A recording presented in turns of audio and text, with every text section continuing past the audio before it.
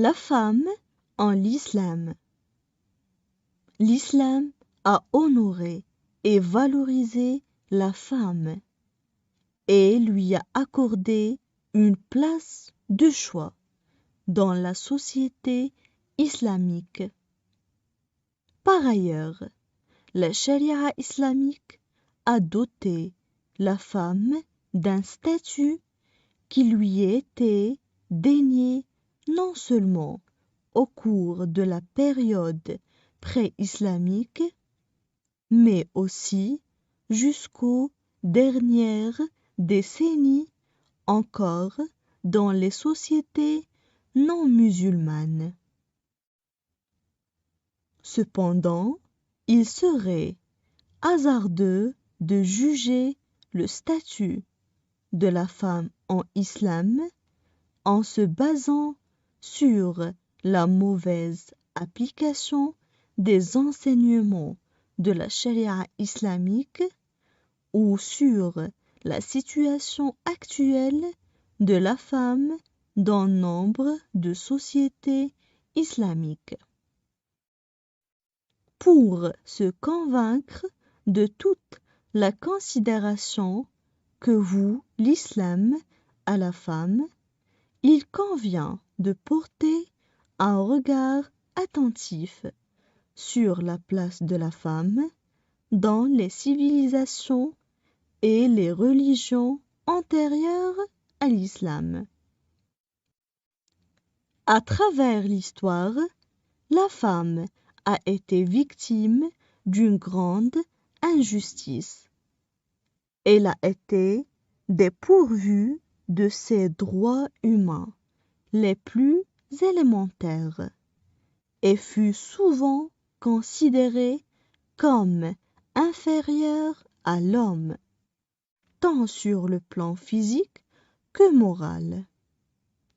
Le Coran est venu corriger la déviation intellectuelle et comportementale qui a marqué la conception de la femme chez les civilisations et les religions anciennes.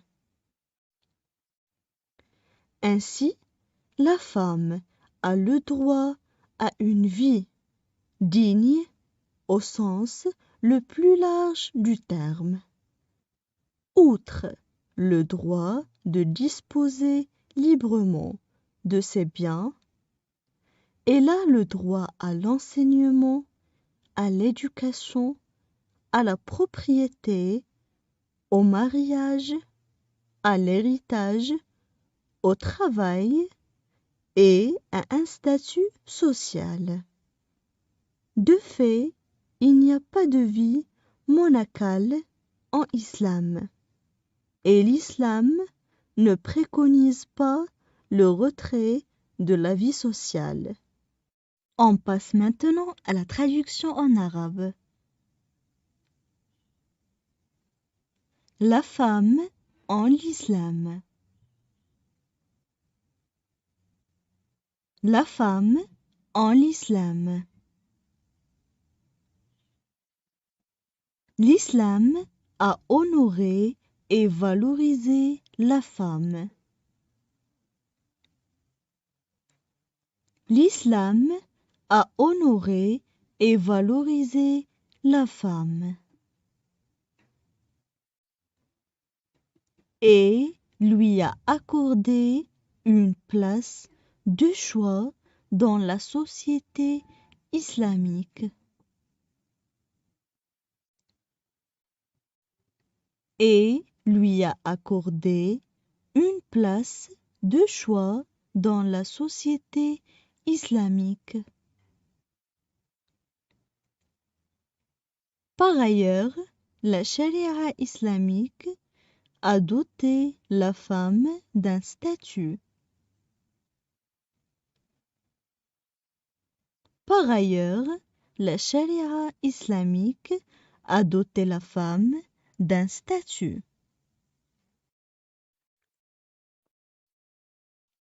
Qui lui était dénié non seulement au cours de la période pré-islamique, qui lui était déniée non seulement au cours de la période pré-islamique, mais aussi jusqu'aux dernières décennies encore dans les sociétés non musulmanes. Mais aussi jusqu'aux dernières décennies encore dans les sociétés non musulmanes. Cependant, il serait hasardeux de juger le statut de la femme en islam. Cependant, il serait hasardeux de juger le statut de la femme en islam.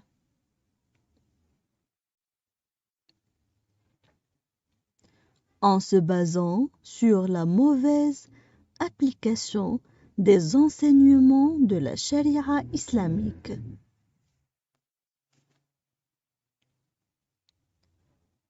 En se basant sur la mauvaise application des enseignements de la charia islamique. Ou sur la situation actuelle de la femme dans nombre de sociétés islamiques. Ou sur la situation actuelle de la femme dans nombre de sociétés islamiques. Pour se convaincre de toute la considération que voue l'islam à la femme. Pour se convaincre de toute la considération que voue l'islam à la femme. Il convient de porter un regard attentif sur la place de la femme. Il convient de porter un regard attentif sur la place de la femme. Dans les civilisations et les religions antérieures à l'islam.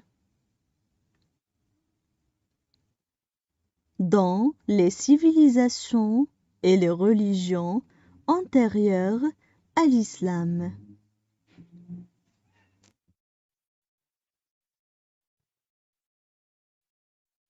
À travers l'histoire, la femme a été victime d'une grande injustice. À travers l'histoire, la femme a été victime d'une grande injustice. Elle a été dépourvue de ses droits humains. Elle a été dépourvue de ses droits humains. Les plus élémentaires et fut souvent considérés. Les plus élémentaires et fut souvent considérés comme inférieurs à l'homme, tant sur le plan physique que moral. Comme inférieurs à l'homme, tant sur le plan physique que moral. Le Coran est venu corriger la déviation intellectuelle et comportementale. le Coran est venu corriger la déviation intellectuelle et comportementale qui a marqué la conception de la femme. Qui a marqué la conception de la femme. Chez les civilisations et les religions anciennes. Chez les civilisations et les religions anciennes. Ainsi, la femme a le droit à une vie digne, au sens le plus large du terme. Ainsi, la femme a le droit à une vie digne, au sens le plus large du terme. Outre le droit de disposer librement de ses biens. Outre le droit de disposer librement de ses biens. Elle a le droit à l'enseignement, à l'éducation, à la propriété, au mariage. Elle a le droit à l'enseignement, à l'éducation, à la propriété, au mariage. À l'héritage, au travail et à un statut social. À l'héritage, au travail et à un statut social. De fait, il n'y a pas de vie monacale en islam. De fait, il n'y a pas de vie monacale en islam.